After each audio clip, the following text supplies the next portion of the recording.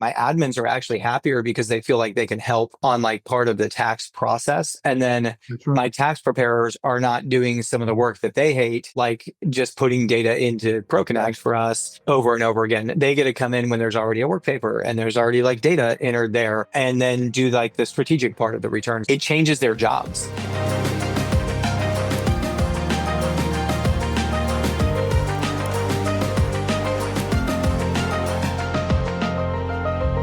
Welcome to Modern Tax Pros, here with David Blain, who's the head of BlueSky Wealth Advisors. They've been a Juno client from the early days. Thank you for that. Yeah, I really am excited to hear, especially with like wealth management and tax in the same practice. That's something I never, I was like, oh, they should be separate. I actually now think they should be the same in the same practice, by the way. So you guys were right, the people that were doing it that way. But I never did that with my practice. I never found the right partner, right? So anyway, it's just really interested to see, talk a bit more about your practice and, how you guys are thinking through running that business and automating and all the things. So, but yeah, before we jump into that, why don't you give us just a background on yourself and BlueSky? Yeah, no, thanks, Dave. It's great to be here. I love talking about this stuff, tax, practice management, and I kind of ended up here kind of a roundabout way. I graduated from West Point. My degree is actually in engineering, and spent 10 years in the military in the Rangers special ops world. But I started investing outside the military, and I started making a fair amount of money.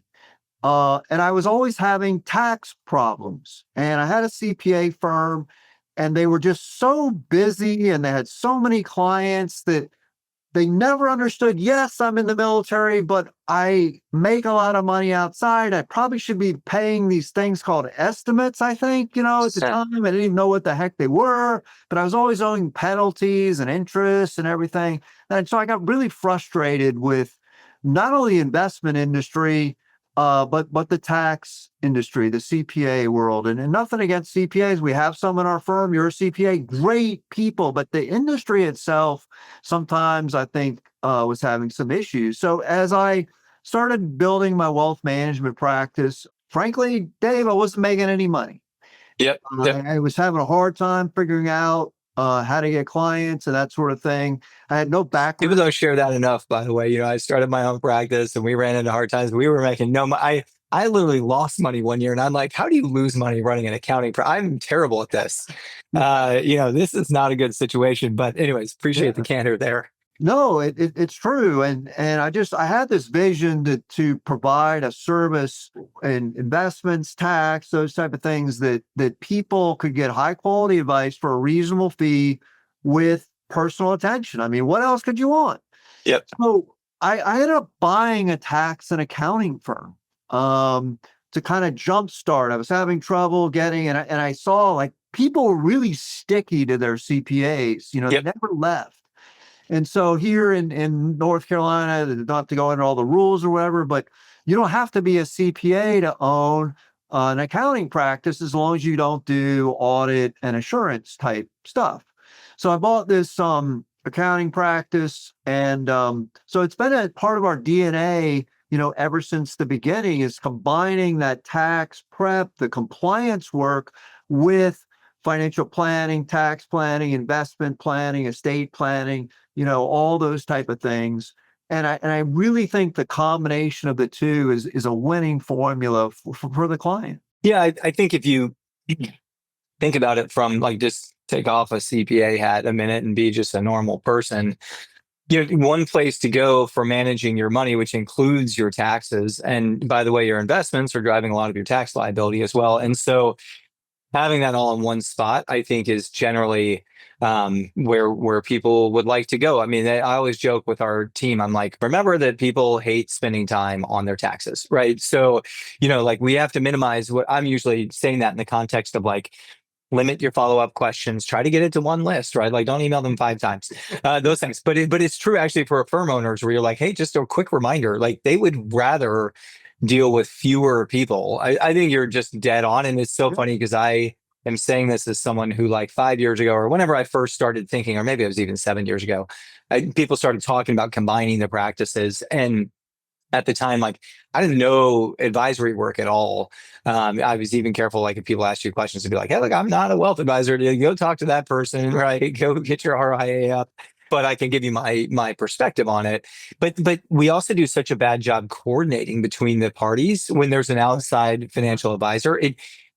It's like hard to even explain, but it's really hard for them to be in, like, lockstep in terms of decisions that they're making and what the tax implications are. And so I think you're dead on. And I was completely wrong, like 5 or 7 years ago, thinking like these should be separate worlds. I just don't think they should for most, well, for the people that have significant investments, like higher wealth folks that are making decisions on their investment portfolio should almost, like, they're almost always going to be happier having it all in one spot. And when you think about the value add, I mean, and certainly CPA firms have gotten smarter over the years, but the compliance part, clients, Americans, they don't see the value in filling out the forms correctly and transmitting the IRS. I mean, you're just trying to comply and keep the IRS over here and you're over here, but there's no real value in that. And whatever business you have to add value. So certainly the CPA firms that added planning and, sort of a retainer type model, that's where the value is. And what we would see is we would see clients come in and they would certainly have, complied with the rules or whatever, but their CPA had no time to actually do the planning. They were so busy doing, they had to have so many clients with the fee compression and everything. It had so many clients that it was a hard time adding that value. And when you combine it with the wealth management, you're not trying to make money from the tax prep, and you can really focus on the planning. And sort of with, to put a plug in for Juno, I mean, as we continue to go along, frankly, the compliance part it's not gone away completely. Probably the only reason it hasn't for most people is the tax lobby. I mean, you probably saw the IRS pilot program that got taken. Oh yeah, trust me, I know actually more about this than you would ever imagine. But yeah, go ahead. No, I was just saying, I mean, it's the way, if you have any clients from the UK, I mean, most people in the UK, Her Majesty's Revenue Service fills out your tax return and sends it to you, and you just approve it. Now, that's right. Business or real estate or whatever they don't know about, you have to fill that in. But if all your information is 1099, W-2, that kind of stuff, they do it for you. And between programs like Juno and sort of this automated system, I think you're going to see the tax preparation business continue to at least be fee compressed. Yeah, that's right. No, you're exactly right. And just to echo that a little bit, I think, we have our advisor product, and I barely show it in demos because it's so far ahead of where the industry, like something like 80% of small firms don't do any advising, basically, right? Like they just deliver a tax return. They just do the compliance part you're talking about. And thinking of how to say this in a way that's like not scary to our industry, but that's going to change very soon. I mean, people already are asking me questions that they have gotten from ChatGPT because they want to get answers to things, right? And we've not always been an open door in terms of like, hey, you ask me 20 questions. I'm happy to spend some time on this, because you're not, like, when you're doing their tax return. We've got to get away from that. And the one thing I'll say on that is, in an AI world where we automate more and more, the human pieces of that conversation and the planning that happens there are actually, they don't go away. They become more integral to like the core experience that the reason that person's not going to use TurboTax in the future is because of the human work that you can do, where you ask questions, you have a follow-up question like, oh, hey, wait a minute. You're thinking of consulting this next year. We should plan ahead. Like we should, I don't know, form an S Corp or something, right? Or like, here's your retirement options. Oh, you're of a certain age. You could maybe do a defined benefit plan, whatever they might be. That the human interface on planning will continue to be important. Like, people aren't really going to want to talk to ChatGPT about like how to set a plan for next year, for the most part, or at least many people aren't. And so I think you're dead on. It is what will retain the profession, because the tax return itself, the preparation is going to get easier. So you mentioned fee compression, and really interested to see what happens there, because I think generally people aren't very good at comparing costs. Like they haven't actually worked with multiple accountants for most people because they just kind of stick with the person they got. They don't go look at what H&R Block is charging or what TurboTax is charging because it's not clear, right? Like it's kind of hidden to them. And so they just have no like reference point for what they would be charging somewhere else. So I think that the fee compression might be slow for that reason, but regardless, I think the point is that people should be getting out in front of the advising piece, right? And because that is going to sustain your business. And and you know this for sure because you actually have an advisory part of your business. Right. But I talk to just so many CPAs where they're just getting like $300 or $400 or $500 a year from their clients, and for a tax return, and you don't have enough money there to do advisory work. Like it's not like literally you can't make a living No. doing that. You have to figure out how to charge more. And so I think it allows people to do the more human work. If you can charge more, if you do advisory work, you unlock that.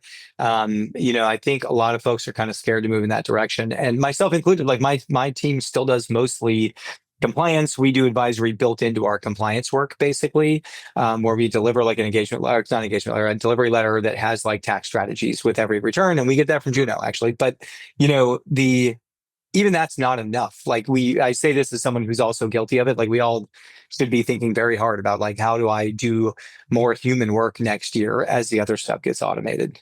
Yeah, it's interesting. I like to tell a little story, and you probably know, but in the traditionally the accounting world, you had the big ledger books and it was recording stuff by hand. And if you go back to like the 50s, there was people thought accountants were going to be put out of business with with computers. Yeah. You no longer had to keep manual ledgers. The computers were going to do all the work.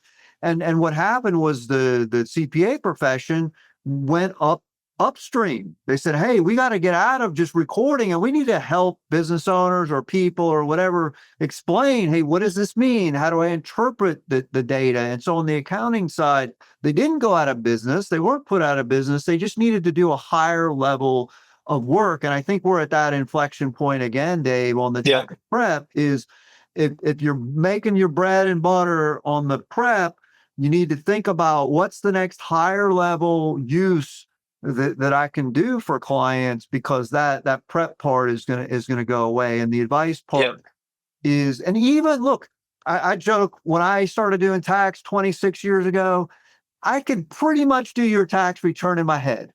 Right. The code was so much simpler. So even I actually want to try that trick at some point when I have a little more time. Yeah. Yeah, no, literally, it was so easy. Like, okay, you got a W-2, some investment, whatever. Today, the tax code is so complicated, even for simple people. I think there's value to be added, especially if you're willing to get into the advisory part and talk about retirement accounts and pension plans and even so while CPAs never thought it was going to be part of it, the Obamacare subsidies. I mean, that is because it's done on the tax return. As a tax preparer, you can add, or a tax advisor, you can add a tremendous amount of value to somebody, helping them get those subsidies by legally minimizing, or in some cases, like just doing like we did this for some young people. Do a Roth conversion to get your AGI up. Yeah. To the point where you can get free healthcare. I mean, the marginal cost of those subsidies is massive. And so even for the lower income, well, I shouldn't say lower income, but even for people middle class or that don't think they have a lot of complexity, the code is so complicated that if you do get into the advising part, there's so much value you can add for people. Yeah. I know. And how do you guys at your practice? Because I mean, I think most people agree with that. And maybe even have been thinking about that for a while. How, like, how have you built that into your practice in terms of getting for people? I know because you have an advisory piece of your business that you naturally have a bit of that probably built in, right? But even on advisory work, I think I would imagine, I've never run a business like yours, but I'd imagine you still are focusing on like where to advise people, where can you have like add the most value? Am I going to look at retirement for this person? Am I going to look at um, types of investments, right? Or like, I don't know, structuring, like you were saying with the Roth, or structuring for healthcare. How have you kind of pushed your practice in that direction, and how have you pushed your clients in that direction? We have a fairly thorough, what we call financial planning guidelines. And so Yep. each, uh, it's all programmed into our CRM. And so on a periodic basis, the advisor comes in, turns on their computer, and it says, "Oh, okay, today you need to look at the client's, you know, retirement plan, or today Yep. you need to look at their tax projection, or today you need to look at the structure of their investment account." And so it's all sort of programmed in, and then they follow a checklist. And these are based on the amount of money the person pays. So, for example, Yep. like a higher income, higher net worth person, we're going to run full blown tax projections for that person at least Yep. twice a year. Yep. For a more typical, hey, they got a job and nothing really changes. Those folks, we're going to probably run it once a year, but it's all laid out in a system that everything we do, whether it's investment or estate or whatever, has the checklist guidelines that pull in the tax part of it. Yeah. And so it's all periodically done for the client based on, really, it's kind of based on their net worth, income, because as those things go up, we feel you need to do it more often because things change faster. So that's how we approach it. It's all basically a calendar based and interval based. So some things are done, every February, every October. Other things are done every 1 year, 2 year, 3 year. And so you put all this into the system, and it just makes sure that no tax planning opportunity, or for that matter, any investment or estate or the other things we do, that none of those opportunities get missed. Yeah. No, I love that. Um, is that what software does that for you? So it's a purpose built um CRM for Yeah. advisors. Yeah. Actually, it's quite antiquated, but really the magic is in the workflow. So any Yeah. Right. No, yeah, that's why I'm asking, because yeah, I haven't heard of anything like that in the yeah. tax world. Any CRM that you have, a Yeah. Salesforce or whatever that you can build workflows into, would work. We just happen to have an advisor specific piece of software that does it. But the magic's really in the workflows that we've built out to do that. Yeah. That's so cool. It's one of the things that we have talked about at Juno. I don't think we're going to get this done. I would imagine we'll have it next year in some format, but because we're not a CRM, we can't drop things into people's workflow quite as easily. But one of the things we talked about is, I don't even know if you guys use this, but we had like database search, and we can search for like who's most impacted by the new tax law, or, and then you could run like a quick projection for that person of how it's going to change this year's taxes. Um, I think, we look at tools like Tax Plan IQ and Holistic Plan, which are great tools. Um, they're very like fixed ways of doing advisory work, if that makes sense, right? And or BNA is probably even a better example of this. Um, and like it takes a long time to like go get the data in there, and like you also can't just change the plan and be like, no, change these Right. 4 things. That's right. So we had actually built this, and we scrapped it early on because what we realized back at this is a year ago, is that the foundational models weren't doing a good job of like breaking down the problem and giving you an accurate output, basically. Right. So we had to go back and build it in a more agentic way to break that problem into lots of like little sub Yeah. problems. But anyways, we've been like scratching our heads a little bit on like, how do we drive proactive advisory work with this tool? We have all the assets we need to do that. Right. And so, not to preview it too much, because I don't think we'll have it in the next 6 months, but there's just so much tax stuff to go chase. And like you said, honestly, I feel the same way. Until people are freed up from they're drowning right now in tax work, right? So like at the end of the day, before, as long as they're drowning, they're not going to go proactively add more work on. No.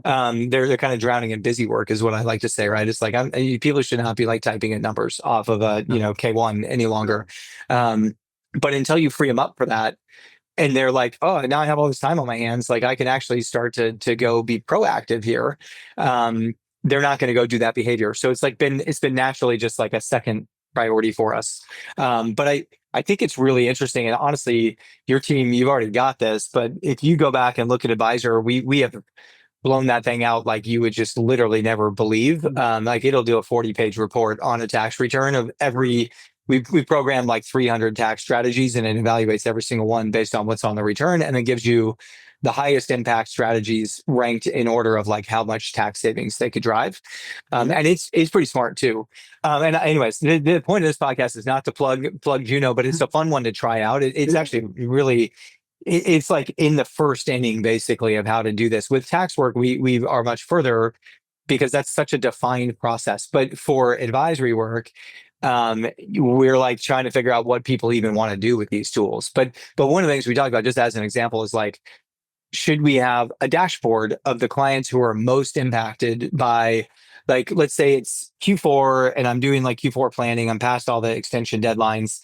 Show me my clients who owed the most in taxes when they filed this last year, and then pop up those like advisory opportunities for each, or let me drop into like a report for that client, or show me clients that didn't maximize retirement, right? Or like things like that.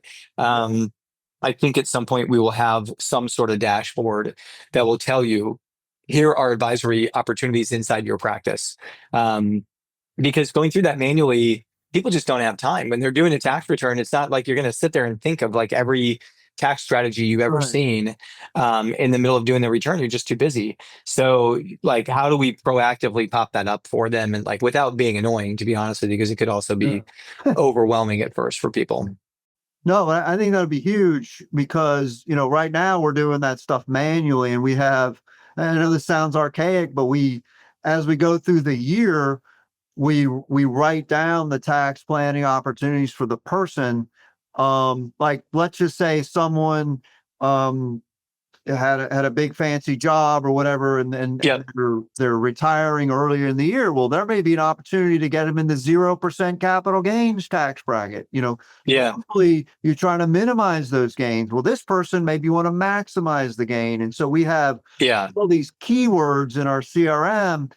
So we'll run a report, but it's based on keywords, but they're manually put in and they're not dynamically updated. So we would put a keyword in there for harvest gains. Like that would be our keyword for that client. And we would run that report and see. But if you had the system that could interface with their investment account and proactively see, hey, do they have an opportunity to harvest gain? Or someone, like I mentioned already, for the healthcare subsidies, if you have someone that's getting to the threshold where they're going to lose their subsidies, you should be able to have a warning or something in your CRM, like, unless you really have to, don't take any more gains this year. They're going to lose their subsidies. So right now, all that stuff is has to be done manually with keywords and lists and things like that. But if you could have the AI have access to the totality of the system, it would be huge. And I think it goes from, you probably thought about this too, is the whole data lake concept. We got to get away from sending our data or putting our data into a piece of software. That software needs to come to my data. As a firm, I have data on clients. It's everything. It's right here. And we allow the tax software to come in. We allow the investment software to come in and pull the data it needs rather than typing this stuff in all these different programs. Yeah. Well, no, you're completely right. I mean, it's hilarious you talk about the data lake because it's like not even an accounting or financial advisory term for the most part, right? But you're exactly right. The sad part is those tools exist today. You could do that literally right now with AI, right? Like it's that if you had the data in the right format, you could have agents combing through that data continuously. Everyone should continue to invest in AMD and NVIDIA and all these guys because I'm realizing we're going to use like more compute than anyone's ever seen in their lifetime. Even with Advisor, we are now using on our review of the tax returns, we use something like 1,000 times more compute than we did 6 months ago.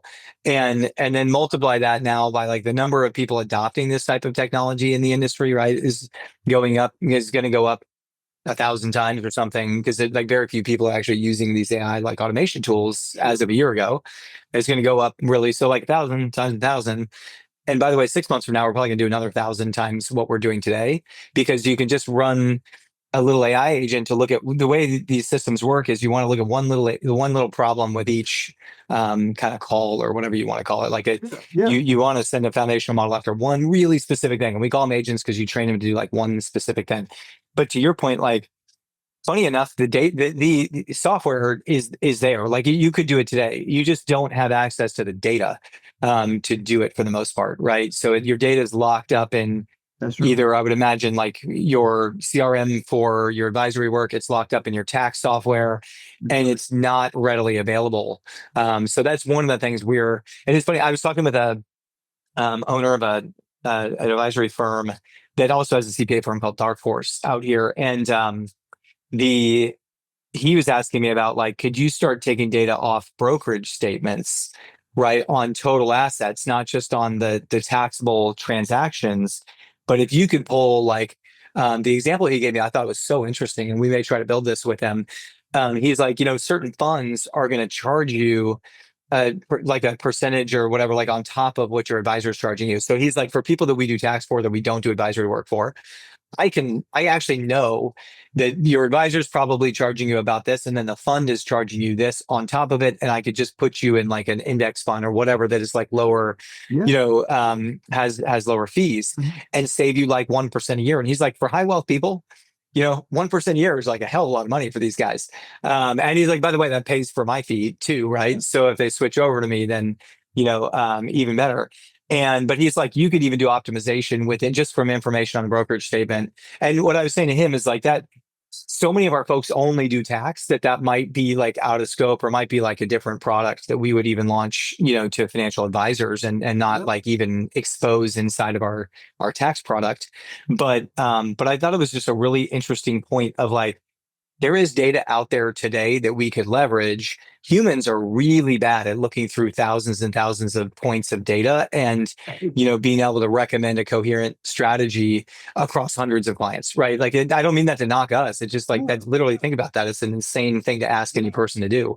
Go look at your whatever 100 clients and tell me which of them could benefit from what strategy. Like that's when those strategies each have multiple variables, that's like an impossible task.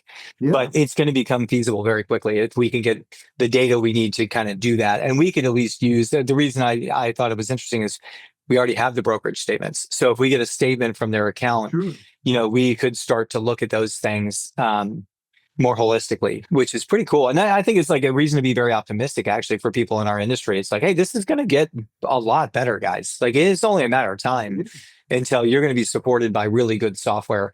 Right now, we're all using 20-year-old software. Right. So the reality is that like we're not getting a whole lot out of it. Even to your point about like, oh, it sounds ridiculous, the manual process. Well, go look at tax software. I mean, it's like all the tax software is 20 years old, and so it's really not doing a whole lot for people. Like even ProConnect has some advisory. I know you guys use ProConnect. Yeah. They have some advisory stuff that they've started to build in, Right. which is great. It doesn't yet tell me like, hey, these are your clients that could benefit the most from advisory work. These are the people that pay penalties that you should calculate estimates for. That level of thinking is not even like in the mindset of the people making these products, or they're not evolving fast enough to Right. basically get Right. there, which is where we're trying to kind of supplement that. But I do think it's going to get better over time, because at the very least, you can use computer vision to extract a lot of this stuff off of PDFs. And so if you've got it in your drive or whatever, wherever you store documents, you are going to have tools that are going to be able to start to do things with that data. Yeah, no, and it like you said before, it frees us up to really think about the situation. And for us, the big thing is to apply a lot of tax answers. There's no right answer.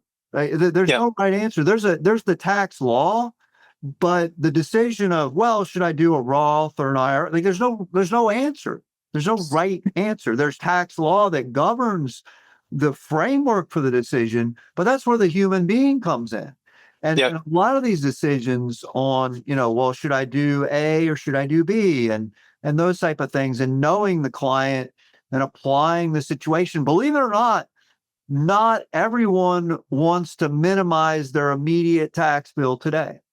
And a lot of times just had this conversation last week with one of my clients. He's like, I think I should pay more this year because I'm going to do this other thing next year. That's right. And I was like, okay, well, I don't hear that very often. Yeah. It may be suboptimal to minimize your tax in the short term.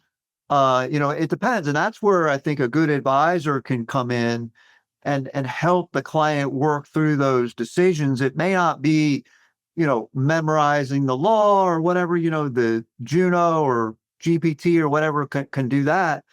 But I'll give you an example. This weekend, I burned up some hours on advisor. Like I must have spent like 10 or 12 hours on advisor working through some business acquisition questions. And some scenario planning. And I'll tell you, that would have taken me months. That's amazing. I love hearing those stories, by the way. That's so cool. And you effectively give that away right now. It's just like, wait, because it's so far ahead of where people are that we just like, I barely talk about it. I demo and it's like the last 1 minute of the demo. I'm like, oh, by the way, there's this cool thing you can play around with back here. And it wasn't even, it was all hypothetical. Like I would be like, pretend company A owns company B with shareholder A, B, and C. Like I was writing out these totally hypothetical scenarios and asking it, what would be the optimal way to do this, and just dig really deep. And I tell you, it was like sitting down with some tax guru and having a conversation with them. Like it was amazing.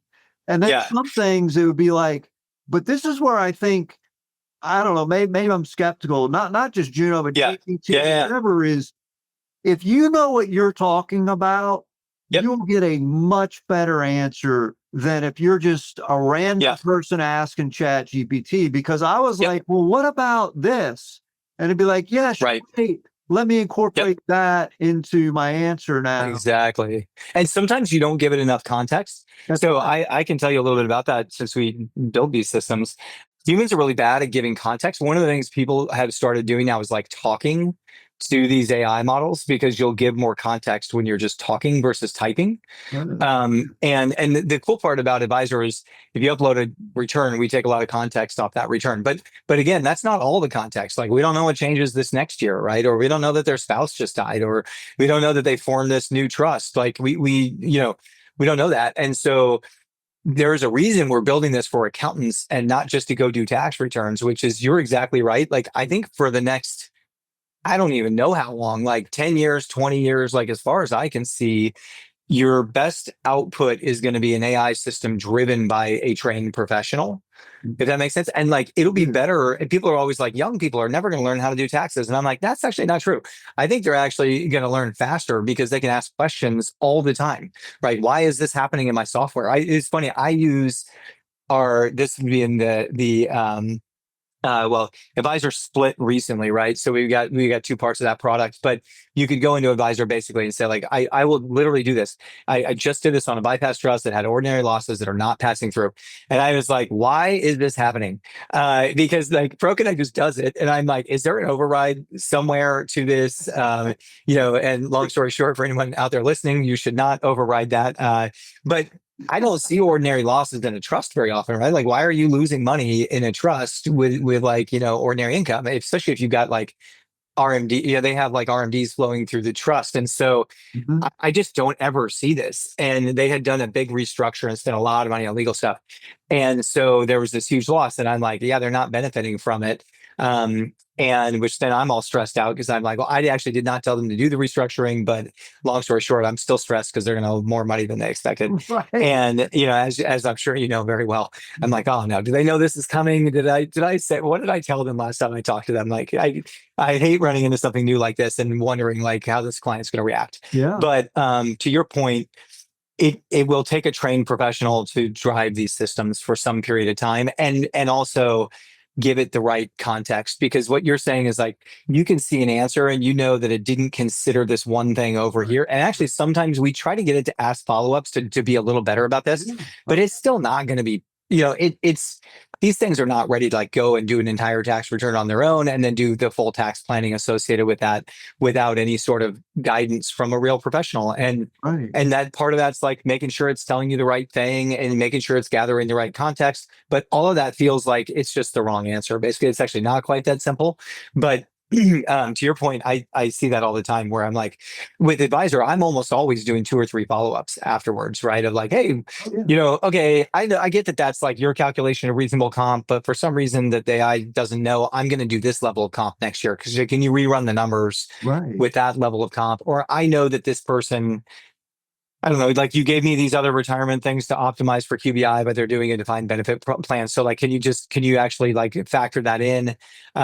Those types of things for many other reasons as well. But I think for those reasons, especially, it's going to be a long time before, we didn't even make this for consumers. It's like, don't think it wouldn't like cross everybody's mind. It's a much bigger market actually than the market of paid professional, tax preparation, but I just don't think it's ready. And I don't think it's going to be ready. I'm not talking like 1 year or 2 years or 3 years. I mean, no one really knows the progression of AI, but I don't even see a time where that's going to be ready.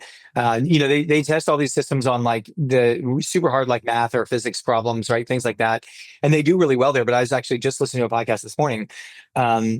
About someone that was training that owns like the biggest company that trains models for OpenAI and all the big guys, and he said something I thought was completely on point, which is, well, sure they do the humanity test or whatever, where it's like the world's hardest math problems. We're designing the systems to go get higher score than any human would ever get, but you ask it to do something basic, and it's not going to be able to do that, right? Like I wanted to make like one slide to project what my revenue is likely to be next year based on my financials, and it can't possibly do that. Like they're starting to get better, but they're optimizing for this crazy the one specific dimension of an intelligent system, and everyone's freaking out because GPT-5 was not as big a step forward as we expected. So many people in the industry are like, oh no, we're going to see diminishing returns on these AI models. And I actually, he said this, which I thought was so, I'm like, just couldn't agree more. They need to start to optimize for a broader set of outcomes that people actually want from these models. Like no one's trying to actually go pass a math test with the model, maybe a few high schoolers or something. But, aside from that, that's not actually what people are using it for. And you kind of already nailed that. So you are going to see diminishing returns if you're trying to like go do an amazing job on a complex math or physics problem. What people are using it for is just basic everyday things. And so they haven't yet. His point was like, we're going to need training for a long time because we have a lot of work to do on just basic work tasks. And I think that's just couldn't be more true. And that's actually part of what Juno does, is take these big models and then tune them or test them based on publicly available information, right? We go out to like IRS and Department of Treasury, and then we train it on a specific piece of tax law, and that way it will perform better when we break it into an agentic, we break a big problem into little problems, and we train these agents to do a very specific thing. Like tell me how a W-2 should be reported on a tax return, and then go check that. And that's like the only thing that model ever looks at. And it's the only training it ever does is stuff that's related to that. So we can get better performance. But even that being true, we're a long way from just like, dropping something in and it just knows everything. And it's like, here's the perfect plan for you going forward. But the cool part is you can talk to it. So that's kind of what I meant about Holistic Planner or Tax Time IQ is I do think in the long run, what's cool about the way we're trying to solve this problem, in the long run, it will be better than a structured output, if that makes sense, because you can do all sorts of hypotheticals, just to your point. I actually ran a little mini test, which is interesting with, since you mentioned it, Blain. Yeah. Which, by the way, I think is a great product. I mean, we don't do what they do. So like, it's fantastic. I don't mind. I only mention competitors in a positive note on this, podcast. It does a different thing. And for us, running multiple tax projections a year for somebody, having to type in like a full data set of things. And so what we did is we ran a test. We said, okay, client A, we need to look at optimizing this decision, one decision based on this fact set type it all in or ask advisor to do it, like Yep. upload their, they got last year's return. Here's what's Yep. different. What should we do versus running a full projection? Like there's no comparison. And Yeah. and that's Yeah. where to get that answer that is computationally correct and gives you some Right. ideas faster. It can't, the structured way of doing it Yeah. can't compete with It it. just doesn't work in the long run, right? Like it's better today because pre-AI, you had to build a customized calculator for all these strategies. That's kind of how you would build it. Right. Yeah. Post AI, it can just do it on the fly. Basically, you're just like, hey, here's the last year's return. Now change these 4 things and like rerun it and create a chart for me, or whatever it is. And the systems are now getting good enough to do that. So it's like the way you would have built it 3 years ago is completely different than the way you built it today. But the funny part is today, I still feel like that structured report is really good in terms of like, um, it's probably better than us in terms of visual presentation, right? Oh, That's yeah. one thing that It is. it's like, okay, they'll nail it. It's pretty. Yeah. And by the way, that matters for clients. I don't say that like to denigrate No, the no. product. Like I wish we had a much prettier report that we put out. Right. Yeah. And then sometimes the structured reports are actually simpler because they're only comparing like one tax strategy. And so that actually can lead to a better output. And one of the things we played around with in Advisor, that you probably noticed, is like we have some pre-selected prompts. And it's not just like 2 sentences you type in. We've actually built an agentic system to match that prompt. So if you say something like analyze retirement, okay, we already have agents that just look at like one retirement option and we built all of them, right? And so that could be 40 agents that are pre-programmed to run with that prompt. And we'll continue to kind of blow that out over time, but it's a really different architecture. And you would not know that using the product, but there are like pros and cons to building it that way. But I think in the long run, it's going to be a lot more powerful. Like it will be Mm. crazy what you can do in that in a year or two when we get time to kind of go back to that. No, and I think from we didn't talk about this at all, but as an investor, well, obviously CPA firms have compliance rules, investment advisors, and from a compliance standpoint, having a uniform report rather than every advisor just asking Yeah. random questions. Yeah. Right. No, seriously, that's what happens is if it's not a structured environment, you end up with 50 different ways of doing it, 50 different That's right. formats, 50 different results.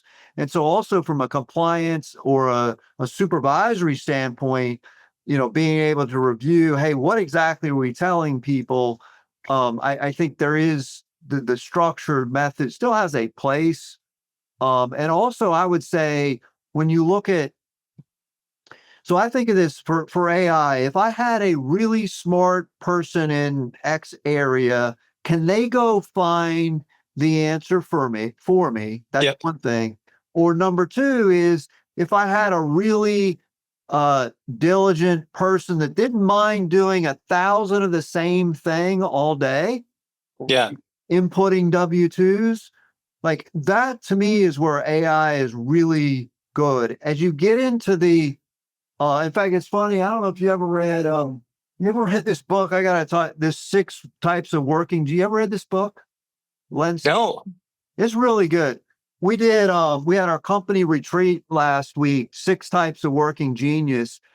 And for what I call what if type research and hey, what about this? Or coming up with novel strategies, things like that. The person can certainly use AI to do that, Yep. but it's not great at that stuff yet. It's really Right. good at the repetitive stuff that you'd pay somebody $20 an hour to do, Yep.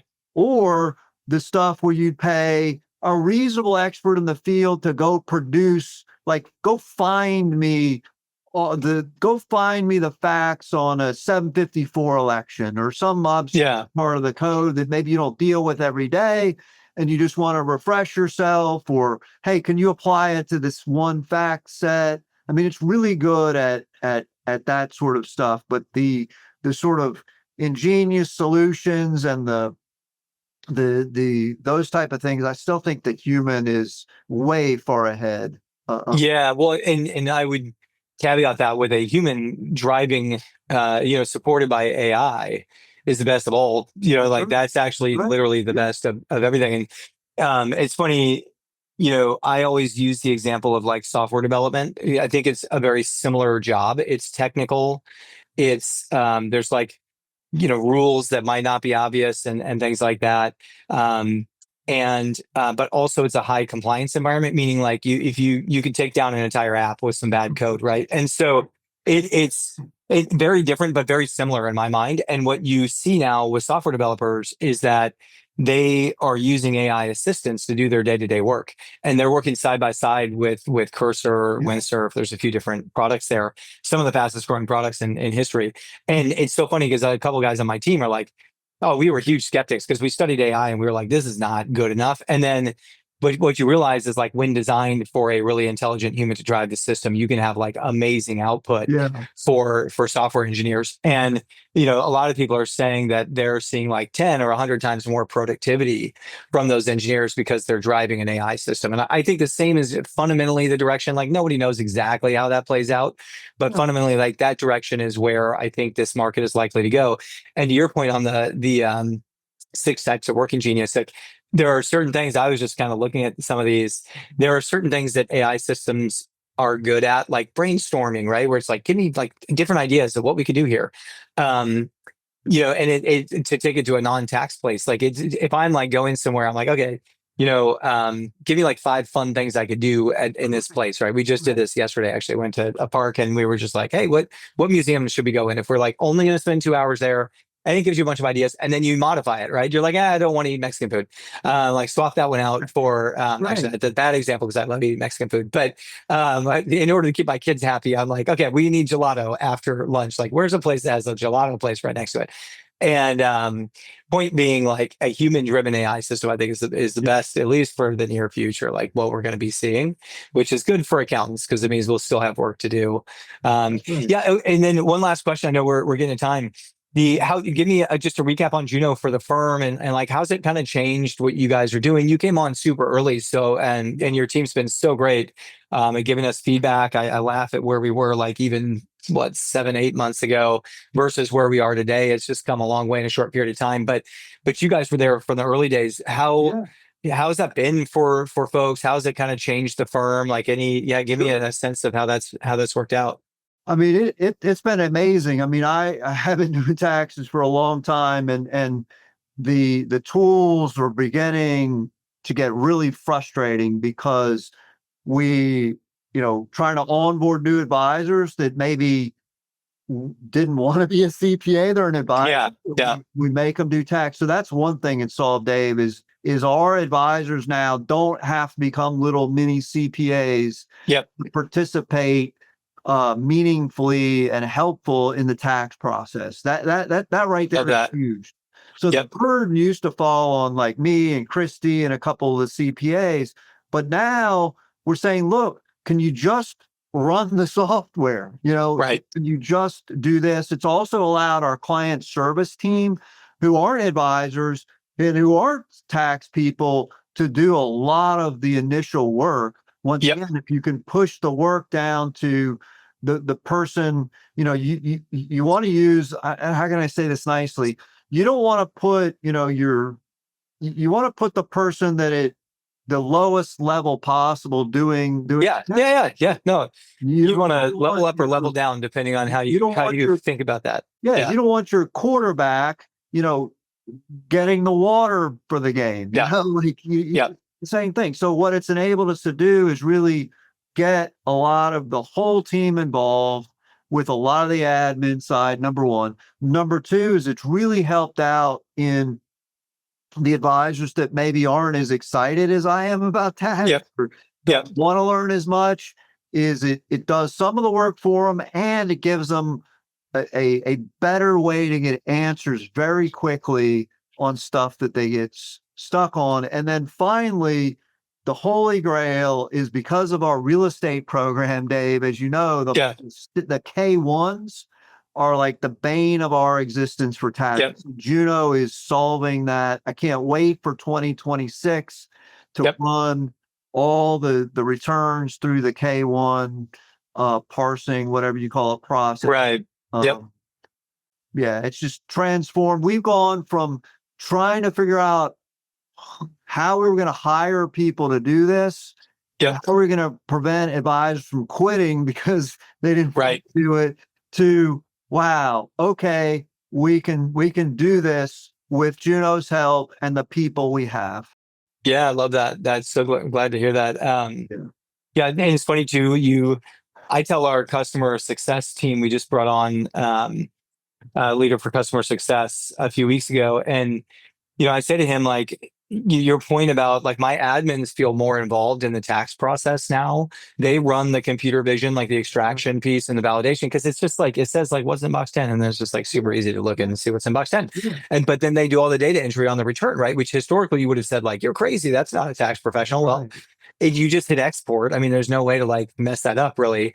And so it lets our team, like honestly, I'm not even joking. Like my admins are actually happier because they feel like they can help on like part of the tax process. And then my tax preparers are not doing some of the work that they hate, like just putting data into ProConnect for us over and over again. They get to come in when there's already a work paper and there's already like data entered there, and then do like the strategic part of the return. So I'm not even joking. I actually don't say this very often because it just seems like, I don't know, it seems like almost too much, but it changes their jobs. And that's really exciting to me. And I think, we had some great quotes from your team in terms of like, I used to work until 8 p.m. every day during tax season, and now I leave at 5, and I do more work than I did before.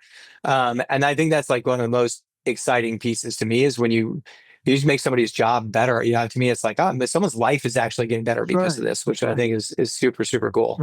And you allow them to function at a higher level. Like you said, even the admin people, they feel, hey, I'm involved in the tax process, and that's an important thing. That's a critical thing, but they feel like they have a part in it. And then you go up to like, for me, I want to spend all my tax time, all of it, figuring out like really complicated advanced stuff. Like what can we do, in this area or that area? And I spend most of my time in the advisor function of it. Yep. And it's huge. It just cuts my research down by multiples of 10, 20x. I mean, it's crazy. Yeah. No, I love that. That's so cool that you're using it this weekend too. And I forget people are even using that part of the tool because it's just so overlooked, honestly. But I agree with you. I use it more than any other part of the tool. I asked them to assign me some preparation returns the next few weeks.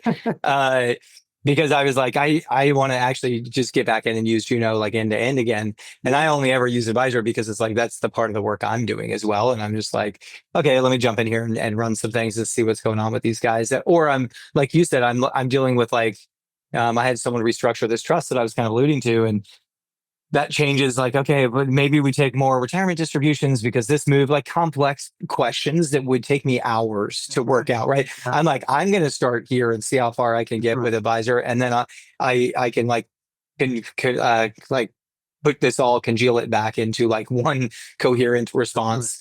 But that's kind of where I do it as well. But that is great to hear. And by the way, always, if you've got feedback on that, let us know for sure. I love getting feedback. We just switched over to this agentic model. And so I'm really curious to see how that works for folks. I think it'll be a big improvement, but there's little things that I already know, like we don't do a great job of summarizing. The response can be super long sometimes if you haven't noticed that. And I'm like, we got to put an executive summary on the top of this because people probably don't want to read 30 pages of detailed analysis.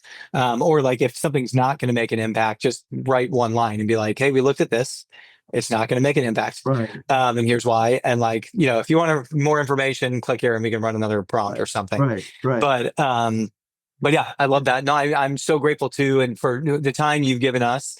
But especially for your firm, you guys have been such believers, and I'm so grateful for that. Like we work hard, as you know now, but no one knows that before you start working with somebody. And you guys came on when our product was was like in its infancy, and you didn't know how good it was going to end up being. And we have a lot yet to do, obviously, but I am just so grateful for the people that have been along the journey with us. It's really, obviously, we've spent a lot of our lives doing it, and I kind of decided like, hey, I'm going to leave the profession so I can just build stuff for the profession. Yeah. So it's very meaningful for me to hear people that are benefiting from it. It's like why I actually set out to do this, and it reminds me that the weekends that we've given away and the nights and all the things are worth it. So I just want to Right. say how grateful we are for that.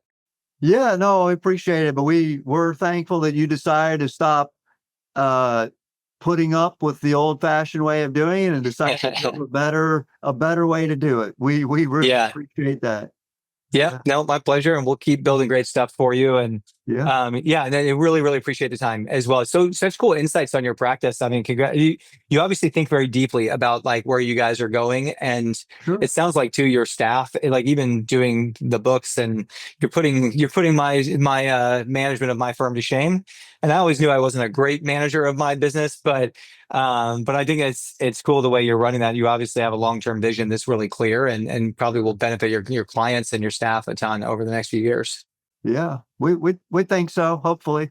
Yeah, I love it. Well, David, thank you so much for the time, and Yeah. yeah, we'll be in touch for sure. Okay. Yeah, no, enjoyed it. Thanks.